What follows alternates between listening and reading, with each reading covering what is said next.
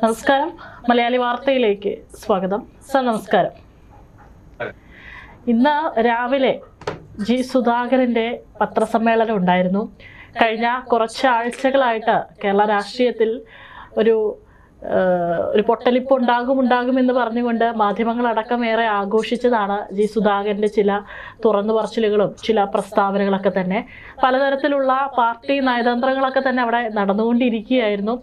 ഏതായാലും ഇന്ന് പത്രസമ്മേളനം നടത്തിയപ്പോൾ ഞാനടക്കം പ്രതീക്ഷിച്ചത് അദ്ദേഹം ഇതിൽ നിന്ന് പൂർണ്ണമായിട്ടും പാർട്ടി വിട്ടൊഴിയുന്നു, അടുത്ത് ഞാൻ സ്വതന്ത്രനായി മത്സരിക്കും എന്നുള്ളൊരു വാർത്തയായിരിക്കും കേൾക്കാൻ പോകുക എന്നുള്ളതായിരുന്നു. പക്ഷെ അങ്ങനെയല്ല സംഭവിച്ചത്.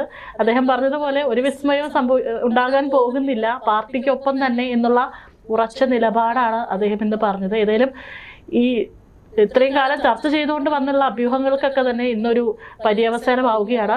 അതോടൊപ്പം തന്നെ അത്തരത്തിലൊരു കാര്യം പറഞ്ഞിട്ടില്ല എന്നുണ്ടെങ്കിലും ചില കാര്യങ്ങൾ ഇനി അങ്ങോട്ടുള്ള വരും ദിവസങ്ങളിൽ ചർച്ചയാകാൻ സാധിക്കുന്ന തരത്തിലുള്ള പല കാര്യങ്ങളും അദ്ദേഹം പറഞ്ഞു വെക്കുന്നുണ്ട്. എന്തൊക്കെയാണ് സാർ ഇന്ന് അദ്ദേഹം പറഞ്ഞിട്ടുള്ള കാര്യങ്ങൾ? ഞാൻ താങ്കളുടെ ഒരു അഭിപ്രായത്തോട് ഇപ്പം വിയോജിപ്പ് പറയുക. കാരണം അദ്ദേഹം പാർട്ടിയിൽ നിന്ന് മാറി നിന്നിരുന്നെങ്കിൽ, പാർട്ടി അനുഭാവി അല്ല താൻ മത്സരിക്കുന്നുവെന്ന് പറഞ്ഞിരുന്നെങ്കിൽ, പാർട്ടിക്കെതിരായി താൻ മത്സരിക്കുന്നുവെന്ന് പറഞ്ഞിരുന്നെങ്കിൽ എത്ര ആശ്വാസമായെന്നറിയാം. ഇന്ന് സന്തോഷിക്കാനെ, പടക്കം പൊട്ടിക്കാൻ. കാരണം ഇപ്പോഴും അദ്ദേഹം ഒരു കമ്മ്യൂണിസ്റ്റുകാരനായി നിൽക്കുന്നു എന്നാണ് അദ്ദേഹം പറഞ്ഞത്.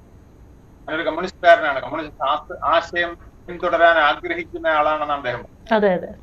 ഞാൻ പാർട്ടി ഭരണഘടന അനുസരിച്ച്, കമ്മ്യൂണിസ്റ്റ് മാനിഫെസ്റ്റോ അനുസരിച്ച് ആളാണ്. 67 വർഷമായി അങ്ങനെ ജീവിച്ച ആളാണ്. 59 വർഷമായിട്ട് പാർട്ടിയിൽ തുടർച്ചയായിട്ട് പ്രവർത്തിച്ചുകൊണ്ടിരിക്കുകയാണ്. അങ്ങനെയുള്ള എനിക്ക് പാർട്ടി വിട്ടു പോകാൻ കഴിയില്ല എന്നാണ് അദ്ദേഹം പറഞ്ഞത്. പക്ഷേ അദ്ദേഹം പാർട്ടിയിൽ മെമ്പർഷിപ്പ് എടുത്തില്ല. പാർട്ടിയിൽ മെമ്പർഷിപ്പ് എടുത്തില്ല എന്ന് പറഞ്ഞാൽ അദ്ദേഹം അത് വ്യക്തമായിട്ട് പറയുന്നുണ്ട്. 70 ലക്ഷത്തോളം പേര് ഈ പാർട്ടിക്ക് വേണ്ടി വോട്ട് ചെയ്യുമ്പോൾ 5 ലക്ഷം പേരാണ് പാർട്ടി മെമ്പർമാർ. 70 ലക്ഷത്തോളം പാർട്ടി അനുഭാവികളുണ്ട്, പാർട്ടിക്ക് വേണ്ടി നിലകൊള്ളുന്നവരുണ്ട്. പക്ഷേ 5 ലക്ഷം പേരെ പാർട്ടി മെമ്പർമാരാകാം. 5 ലക്ഷത്തിൽ ഒരാളാകാൻ ഞാൻ ഉദ്ദേശിച്ചില്ല എന്നാണ് അദ്ദേഹം പറഞ്ഞതിന്റെ അർത്ഥം. കാരണം അദ്ദേഹം പറയുന്നുണ്ട്, ആ പാർട്ടിയിൽ ഇന്ന് അഴിമതി രൂക്ഷമായി നിൽക്കുന്നു എന്നുള്ളത് തന്നെയാണ് അദ്ദേഹം ചോദിച്ചത്. അഴിമതിക്കെതിരെ ഞാൻ പോരാടുമെന്നാണ് പറഞ്ഞു. അദ്ദേഹം പറഞ്ഞിരിക്കുന്നു അതുപോലെ തന്നെ പൊളിറ്റിക്കൽ ക്രിമിനൽസ് വിളയാടുന്ന ഇടമായി പാർട്ടി മാറിയിരിക്കുന്നു എന്നുള്ളത് അദ്ദേഹം വ്യക്തമായി പറഞ്ഞിരിക്കുകയാണ്. ഇതിൽ പരം ഒരു തുറന്നു പറച്ചിൽ ഒരു പക്ഷേ പോലും പറഞ്ഞിട്ടുണ്ടോ എന്ന് എനിക്ക് സംശയമാണ്. കാട്ടിൽ നിന്ന് ഒരു GS അദ്ദേഹത്തിന്റെ ആത്മാവ് ഉൾക്കൊണ്ടുകൊണ്ട് ഇറങ്ങി വന്നതാണോ എന്ന് തോന്നുന്ന വിധത്തിലാണ് അദ്ദേഹത്തിന്റെ സംഭാഷണം എന്ന് പോലെ. ശക്തമായിരുന്നു അദ്ദേഹത്തിന്റെ വാക്കുകൾ, അത്ര ശക്തമായിരുന്നു അദ്ദേഹത്തിന്. സ്വതന്ത്രനായി മത്സരിക്കുന്നത് അമ്പലപ്പുഴയിലെ ഒരു സീറ്റിലാണെങ്കിൽ ഇതിന്റെ പ്രകമ്പനം 140 മണ്ഡലങ്ങളിലും നേരിടാൻ കിട്ടുമോ എന്ന് നമുക്ക് കാണേണ്ടിയിരിക്കുന്നു എന്നുള്ളതാണ്. അദ്ദേഹം ഉയർത്തിങ്ങൾ അത്ര വലുതാണ്. ഈ പാർട്ടി നിലനിൽക്കേണ്ടത് ആർക്കു വേണ്ടി എന്ന് അദ്ദേഹം പറയുന്നുണ്ട്. അനുഭവിക്കുന്നവർക്കും, കഷ്ടപ്പെടുന്നവർക്കും, കർഷകർക്കും, തൊഴിലാളികൾക്കും, ബഹുജനങ്ങൾക്കും വേണ്ടി നിൽക്കേണ്ട പാർട്ടി ഇന്ന് അതിനാണോ നിൽക്കുന്നത് എന്ന് അദ്ദേഹം ചോദിക്കുകയാണ്. വലിയ ചോദ്യമാണ്. പാർട്ടി പ്രവർത്തകന് സ്വന്തം വരുമാനത്തിൽ കവിഞ്ഞ സ്വത്തുണ്ടാക്കാൻ പാടില്ല, നിബന്ധനയുണ്ട്, കമ്മ്യൂണിസ്റ്റ് മാനിഫെസ്റ്റോ പഠിച്ചറിയാമെന്ന് പറയുകയാണ്. അദ്ദേഹം അങ്ങനെയാണോ എന്ന് ചോദിക്കുകയാണ്. പേർക്ക് ആ ചോദ്യത്തോടുകൂടി പറയാൻ കഴിയും, ഞാൻ എന്റെ അധ്വാന പണം കൊണ്ടുണ്ടാക്കിയ ഉടുപ്പിട്ടാണ് ഞാൻ നിൽക്കുന്നത്, ആ പണം കൊണ്ട് കിട്ടിയ വാച്ചാണ് എന്റെ കയ്യിൽ ഇരിക്കുന്നത്, ആ പണം കൊണ്ട് ഞാൻ താമസിക്കുന്നത്, ആ പണം കൊണ്ട് കിട്ടിയ കാറിലാണ് ഞാൻ സഞ്ചരിക്കുന്നത് എന്ന് എത്ര പാർട്ടിക്കാർക്ക് പറയാൻ കഴിയും എന്ന് പറയാതെ പറയുകയാണ് GSന്റെ പുതിയ ആത്മാവ്. ഞാൻ അങ്ങനെ കാണും. GSന്റെ കൂടെ പ്രവർത്തിച്ച ആളാണ്. പക്ഷേ GS മുഖ്യമന്ത്രി ആയിരിക്കുമ്പോൾ അദ്ദേഹത്തിന്റെ ഒരു മന്ത്രിയുടെ അഡീഷണൽ പ്രൈവറ്റ് സെക്രട്ടറി ആയിരുന്നു. ഇത് പോർട്ട് മിനിസ്റ്റർ. പോർട്ട് എന്ന് പറയുന്നത് പെറ്റായിരുന്നു. വിഴിഞ്ഞം പോർട്ടിന് വേണ്ടി അടക്കം അദ്ദേഹം ഒരുപാട് ആളാണ്. ആദ്യമായി വിഴിഞ്ഞം പോർട്ടിന് നിർമ്മാണ ഉദ്ഘാടനം നടത്തിയ ആളാണ് GS. വികസനത്തിന് വേണ്ടി ഏറ്റവും വലിയ സംഭാവന GS ആണെന്ന് പറയാം. ഇപ്പോൾ വിഴിഞ്ഞം പോർട്ടാണ് കേരളത്തിന്റെ ഐശ്വര്യമെങ്കിൽ, വികസനത്തിന്റെ സാക്ഷ്യമെങ്കിൽ GS ആണ് ഏറ്റവും വലിയ സംഭാവന നൽകിയതെന്ന് ഞാൻ പറയും. അങ്ങനെയുള്ള GSന്റെ വാക്കുകൾ അതുപോലെ പറയുന്നത് പോലെയാണ് GS പറഞ്ഞപ്പോൾ തോന്നിയത്. ആലപ്പുഴയിൽ VS മത്സരിച്ച് അതേ സ്ഥലത്ത് നിന്ന് സ്വന്തമായി PS മത്സരിക്കുമ്പോൾ അത് VS ആയി മാറും എന്നെനിക്ക് ഉറപ്പുണ്ട്. പാർട്ടിക്ക് ഒരുപാട് ചോദ്യങ്ങൾ നേരിടേണ്ട അവസ്ഥ ഉണ്ടാക്കും എന്നത് ഉറപ്പാണ്. പാർട്ടിയുടെ നയങ്ങളിൽ ഒരുപാട് ചോദ്യങ്ങൾ ചോദിക്കുന്ന ഒരു സ്ഥാനാർത്ഥിത്വമായിരിക്കും അദ്ദേഹത്തിന്. അദ്ദേഹം പറഞ്ഞു ഞാൻ വേറൊരിടത്തും പ്രചരണത്തിന് പോകില്ല, പ്രചരണത്തിന് പോകണ്ട, അദ്ദേഹം പറഞ്ഞത് മാത്രം മതി. അത് ഈ ഇലക്ഷൻ കഴിയുന്നത് വരെയും ചിലപ്പോൾ അതിനുശേഷവും ഈ കേരളത്തിലെ 140 മണ്ഡലങ്ങളിലെയും ജനങ്ങളുടെ കാതുകളിൽ മുഴങ്ങിക്കൊണ്ടിരിക്കുന്നു എന്നുള്ളതാണ് പ്രത്യേകത. അത്തരത്തിലൊരു പ്രഖ്യാപനമാണ് അദ്ദേഹം നടത്തിയത്. പാർട്ടിയിൽ എത്ര പേര് മത്സരിക്കുന്നു, എത്ര തവണ മത്സരിക്കുന്നു? തോമസ് ഐസക്കിന് ഇഷ്ടം പോലെ മത്സരിക്കാം, മറ്റേർക്കും 3-4 ടൈം മത്സരിക്കാം, പക്ഷെ എനിക്ക് മാത്രം എന്തുകൊണ്ട് പറ്റില്ല എന്ന് അദ്ദേഹം ചോദിക്കുക. ഞാൻ ഈ പാർട്ടിക്ക് വേണ്ടി പ്രവർത്തിച്ച ആളാണ്, പാർട്ടി ക്ലാസുകൾ എടുത്ത ആളാണ്, പാർട്ടി ഭരണഘടന നടപ്പിലാക്കാൻ വേണ്ടി എല്ലാ പഠിപ്പിച്ച ആളാണ്. 10-35 വർഷം എന്റെ ജോലി അതായിരുന്നു. പാർട്ടി കമ്മിറ്റി പഠന ക്ലാസിന്റെ ആയിരുന്നു ഞാൻ എന്നൊക്കെ അദ്ദേഹം പറയുകയാണ്. ഞാൻ ഇന്ന് എന്നെ പാർട്ടി ക്ലാസ് പഠിപ്പിക്കാൻ ചിലത് സുധാകരൻ എന്ന എന്റെ പേരിന് സുധാകുരൻ എന്ന് വിളിക്കും. കുരങ്ങൻ എന്ന് വിളിക്കുന്നത് പോലെയാണ് അദ്ദേഹത്തിനെ വിളിച്ചത്, അല്ലേ? ആരും ചോദിച്ചില്ല എന്നാണ് അദ്ദേഹം പറയുന്നത്. പാർട്ടിയിലെ ബ്രാഞ്ച് മെമ്പർ മുതൽ പൊളിറ്റ് ബ്യൂറോ മെമ്പർ വരെയുള്ളവർക്ക് അദ്ദേഹത്തിനെ അറിയാം. പലരും അദ്ദേഹത്തിന്റെ വീട്ടിൽ വന്നു അദ്ദേഹത്തിനെ ഫോൺ വിളിച്ചു. ഒരു മനുഷ്യൻ അദ്ദേഹത്തെ വിളിച്ചിട്ടില്ല, അല്ലെങ്കിൽ അദ്ദേഹത്തിനെ ഇങ്ങനെ വിളിച്ചവനോട് ചോദിച്ചില്ല എന്താണ് നിങ്ങൾ പാർട്ടിയിലെ ഇത്ര കാരണവരെ സുധാകുരൻ എന്ന് വിളിക്കുമെന്ന്. അപ്പൊ അദ്ദേഹത്തിന്റെ മനസ്സിൽ നൊന്നിട്ടുണ്ടെന്ന് അത്തരത്തിൽ ശക്തമായ പ്രവർത്തനം നടത്തിയ അദ്ദേഹത്തിന്റെ സഹോദരന്റെ ജീവത്യാഗം നടന്നതിനെ അദ്ദേഹം പറയുന്നുണ്ട്. ക്ലാസ്സിൽ ഇരിക്കുമ്പോൾ കുറച്ച് SFIക്കാരെ ഒന്ന് വിളിച്ചുകൊണ്ട് പോവുകയാണ്. അദ്ദേഹം അവിടുത്തെ യൂണിറ്റ് സെക്രട്ടറി മറ്റായിരുന്നു. അപ്പോ വിളിച്ചുകൊണ്ട് പോയി അവിടെ അടി നടക്കുന്നു എന്ന് പറയുമ്പോൾ ഇറങ്ങി ചെല്ലുകയാണ്.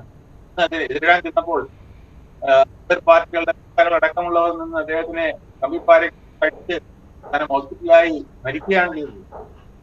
കേസ് പറയാൻ പോലും ആരും ഉണ്ടായിരുന്നില്ല എന്നാണ് അദ്ദേഹം പറഞ്ഞത്.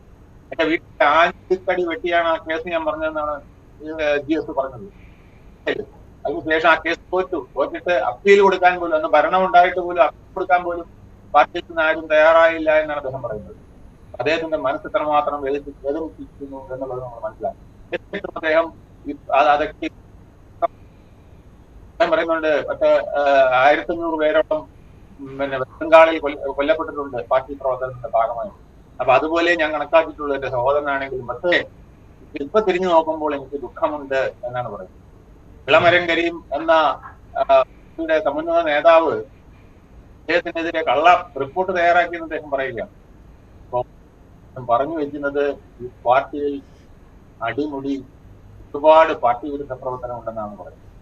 അതുകൊണ്ട് തന്നെ നമ്മുടെ മന്ത്രി സജി ചെറിയാൻ പറഞ്ഞില്ലേ, കുന്തവും കുടച്ചക്രം ഭരണഘടനയെ കുറിച്ച് വളരെ ശക്തമായി അതിനെ എതിർത്തിരിക്കുകയാണ്.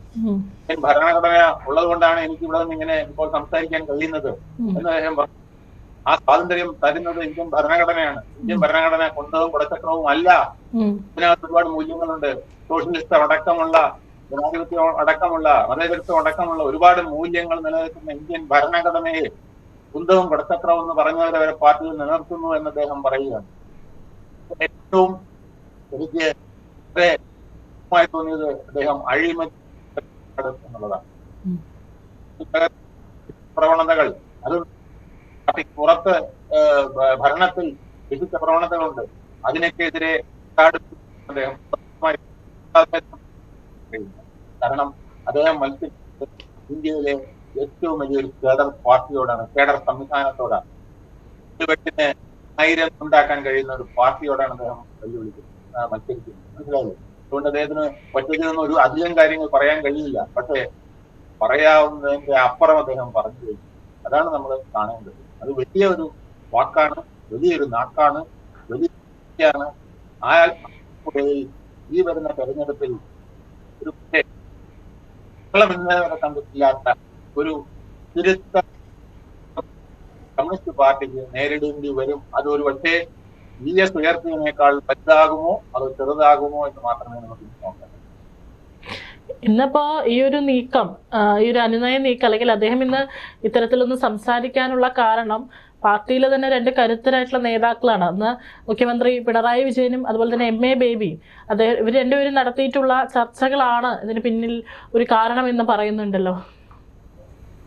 അദ്ദേഹത്തിനോട് ആര് ചർച്ച നടത്തിയിട്ടോ അദ്ദേഹം പറയുന്നത് എന്നോട് ആരും പാർട്ടിയിലേക്ക് തിരിച്ചു വരുന്നതിനെ കുറിച്ചോ പാർട്ടിയിലെ മെമ്പർഷിപ്പ് എടുക്കുന്നതിനെ കുറിച്ചോ ഒന്നും ആരും ചർച്ച ചെയ്തിട്ടില്ല, എന്റെ പ്രശ്നങ്ങൾ ചർച്ച ചെയ്തിട്ടില്ല എന്ന് തന്നെയാണ് അദ്ദേഹം പറയുന്നത്.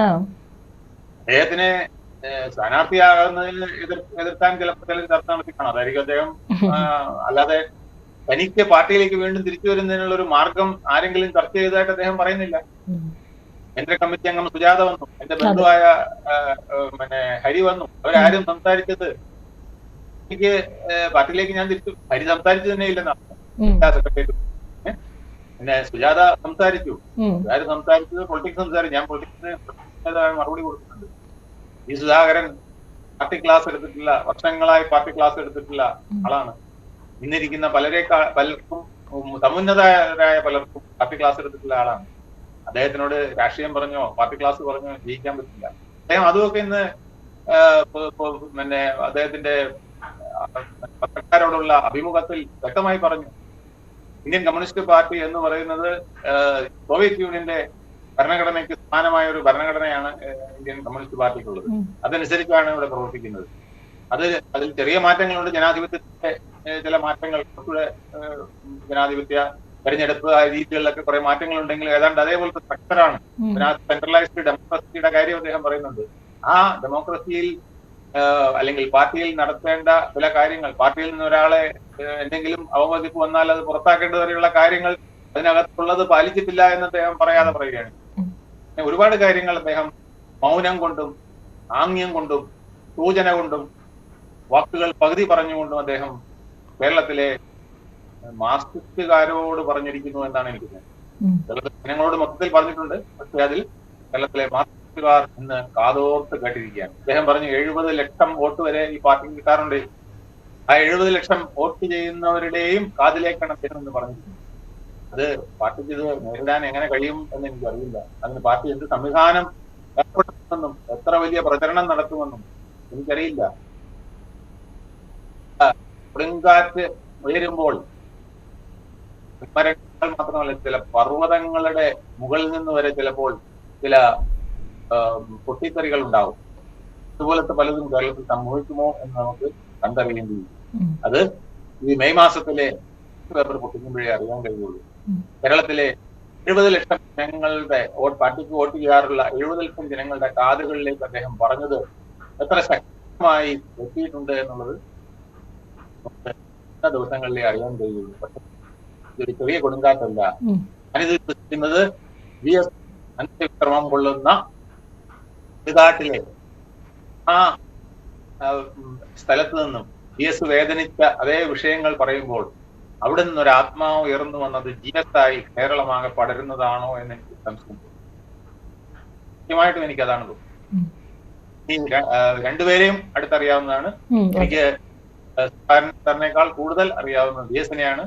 VS-ന്റെ ഓരോ രീതികളും എനിക്ക് നല്ലപോലെ അറിയാം.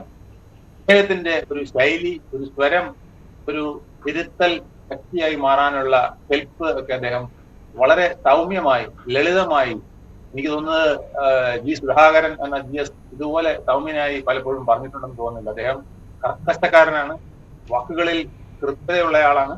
പക്ഷെ അദ്ദേഹം വളരെ സൗമ്യമായിട്ടാണ് പറഞ്ഞത്. പക്ഷേ സൗമ്യം, ദീപ്തം എന്ന് എനിക്ക് പറയാൻ തോന്നുകയാണ് ഈ വാക്കുകൾ. ഏതായാലും ഇപ്പോൾ സാധാരണ നമ്മൾ ഇലക്ഷനൊക്കെ ആകുമ്പോൾ കാണുന്നതാണ് ഇത്തരത്തിലുള്ള പല നാടകീയമായിട്ടുള്ള നീക്കങ്ങളും അതൊക്കെ തന്നെ അവസാനിക്കുന്നതൊക്കെ തന്നെ. ഏതായാലും ഈ ഒരു വിഷയത്തിൽ ഇപ്പോൾ ഇവിടെ ഒരു ഫുൾ സ്റ്റോപ്പ് ഇട്ടിരിക്കുകയാണ് പാർട്ടി നേതൃത്വമൊക്കെ തന്നെ. ഇനി ഇതിൽ പിടിച്ച ഒരു ചർച്ച ഇനി ഉണ്ടാകുമെന്ന് തോന്നുന്നില്ല. മാത്രമല്ല എനിക്ക് തോന്നുന്നില്ല ഇനിയിപ്പോൾ പാർട്ടിക്കുള്ളിൽ നിന്ന് തന്നെ ഒരു വിമർശനം, ഏതെങ്കിലും നേതാക്കളുടെ ഭാഗത്തുനിന്ന് ഒരു വിമർശനം നേരിടാനായിരിക്കും ശ്രമിക്കുക. അതെ, ഇനിയിപ്പോ ആരും അദ്ദേഹത്തിന് അനുനയത്തിനോട്ട് പോകാൻ കഴിയില്ല. കാരണം അദ്ദേഹം പാർട്ടിക്ക് എതിരായ സ്ഥാനാർത്ഥിയല്ല, ഞാൻ സ്വതന്ത്രനാണെന്ന് പറഞ്ഞിട്ടുണ്ടെങ്കിലും പാർട്ടിയുടെ സ്ഥാനാർത്ഥി അവിടെ ഉണ്ടാവും. അരിവാഴ്ചയ്ക്ക് നഷ്ടപ്പെട്ടുള്ള ഒരു സ്ഥാനാർത്ഥി അമ്പലപ്പുഴ നിൽക്കുമ്പോൾ, ഒരു സ്വതന്ത്രൻ മത്സരിക്കുമ്പോൾ അദ്ദേഹം തീർച്ചയായും പാർട്ടിക്ക് എതിരായിട്ടാണ് മത്സരിക്കുന്നത്. അത് അദ്ദേഹം പറഞ്ഞില്ലെങ്കിലും അത് കേരളത്തിലെ ജനങ്ങൾക്ക് മുഴുവൻ അറിയാം. അപ്പോ കേരളത്തിലൊട്ടാകെ ഉയർന്നു വരുന്ന ചില പാർട്ടി തിരുത്തൽ ശബ്ദങ്ങളുടെ ഒരു വലിയ ശബ്ദമായി അമ്പലപ്പുഴയിൽ ഈ സുധാകരന്റെ ശബ്ദം ഉയർന്നു കേൾക്കുമോ എന്നുള്ളത് തീരുമാനിക്കേണ്ടത് കേരളത്തിലെ ജനങ്ങളാണ്. അതെ. ഇനി അതിനിപ്പോ നമുക്ക് ഇനി കുറച്ച് ദിവസങ്ങൾ മാത്രമേ ഉള്ളൂ. ജനങ്ങൾ എന്തായാലും 30 ദിവസത്തെ അതെ 30 ദിവസത്തിനകം മാത്രമേ ഉള്ളൂ. പക്ഷെ ഇപ്പുറത്തെ സാർ ഒരു കാര്യം എന്ന് വെച്ചാൽ ഇവിടെ UDF അവിടെ അദ്ദേഹം വരുവാണെങ്കിൽ തന്നെ സ്വീകരിക്കാനായിട്ട് എല്ലാ തയ്യാറെടുപ്പുകളും നടത്തിയിരിക്കുകയായിരുന്നല്ലോ. അല്ല, അദ്ദേഹം പറഞ്ഞിട്ടുണ്ട്, എന്നെ ആർക്കും പിന്നെ അത്തരത്തിൽ വിലക്കെടുക്കാൻ കഴിയില്ല. ഞാൻ പിന്നെ UDF-ലേക്ക് പോവില്ല, ഞാൻ കോൺഗ്രസിലേക്ക് പോവില്ല, ഞാൻ BJP ആവില്ല, ഞാൻ ഒരു വർഗീയ പാർട്ടിയിലും ഉണ്ടാവില്ല, വർഗീയമായ ഒരു പിന്തുണയ്ക്കും ഞാൻ കൂട്ടുനിൽക്കില്ല. എന്നെ ആരെങ്കിലും പിന്തുണച്ചാൽ ഞാനത് അപ്പോഴാലോചിക്കും. അതിനെ ചിലപ്പോൾ എതിർക്കുന്നവരില്ല എന്ന് അദ്ദേഹം പറഞ്ഞിട്ടുണ്ട്. ഇപ്പൊ കോൺഗ്രസിന് വേണമെങ്കിൽ അദ്ദേഹത്തെ പിന്തുണയ്ക്കാം, മറ്റു പല ജനാധിപത്യ പാർട്ടികൾക്കും അദ്ദേഹത്തെ പിന്തുണയ്ക്കാം എന്നാണ് അദ്ദേഹം പറഞ്ഞതിന്റെ അർത്ഥം. ഒരുപക്ഷെ ഒഴികെ മറ്റെല്ലാ പാർട്ടികളും അദ്ദേഹത്തിന്റെ സ്ഥാനാർത്ഥിത്വം ഉള്ളത് കൊണ്ട് സ്ഥാനാർത്ഥിയെ പോലും നിർത്താതിരുന്നാൽ തന്നെ അത് അദ്ദേഹത്തിനുള്ളൊരു പിന്തുണയായിട്ട് അമ്പലപ്പുഴയിലെ ജനങ്ങൾ വ്യാഖ്യാനിക്കും, കേരളത്തിലെ ജനങ്ങൾ വ്യാഖ്യാനിക്കും എന്നുള്ളതിൽ സംശയമില്ല. ഏതായാലും ആ ഒരു ചങ്കിടിപ്പ് എന്ത് സംഭവിക്കും, അദ്ദേഹം എന്ത് പറയും ഇന്നത്തെ സമ്മേളനത്തിൽ എന്നുള്ളതിനൊക്കെ കുറിച്ച് ഇന്ന് ഒരു അവസാനമായിരിക്കുകയാണ്. ഇനി സാറ് പറഞ്ഞതുപോലെ ഇനി ഇതിനെങ്ങനെ ജനങ്ങൾ എങ്ങനെ ഇതിനെ കണ്ട് വിലയിരുത്തുന്നു എന്നുള്ളത് നമുക്ക് ഇനി തെരഞ്ഞെടുപ്പ് കഴിഞ്ഞ് തെരഞ്ഞെടുപ്പ് ബൂത്തിലേക്ക് ആളുകൾ പോയി വോട്ടിടുന്നു, അതിന്റെ റിസൾട്ട് പാർട്ടിയുടെ ഭാഷ്യവും കൂടി അറിഞ്ഞ് മാർക്സിസ്റ്റ് പാർട്ടിയുടെ സംസ്ഥാന സെക്രട്ടറിയും സംസ്ഥാന കമ്മിറ്റിയും സംസ്ഥാന സെക്രട്ടേറിയറ്റും മുഖ്യമന്ത്രി അടക്കമുള്ളവരും എടുക്കുന്ന നിലപാടുകൾ കൂടി കണ്ട് കേട്ട് അറിഞ്ഞതിന് ശേഷമായിരിക്കും കേരളത്തിലെ ജനങ്ങൾ പൂർണ്ണമായും തീരുമാനിക്കുക. പക്ഷേ ഇത് വല്ലാത്തൊരു വെല്ലുവിളി പോലെ അമ്പലപ്പുഴയിൽ ഒരു GS വളർന്നു വരുന്നു എന്നുള്ളത് നമ്മൾ കാണാതെ പോകരുത്. തീർച്ചയായിട്ടും ഇനി എന്ത് സംഭവിക്കും എന്നുള്ളത് നമുക്ക് കാത്തിരുന്ന് തന്നെ കാണാം.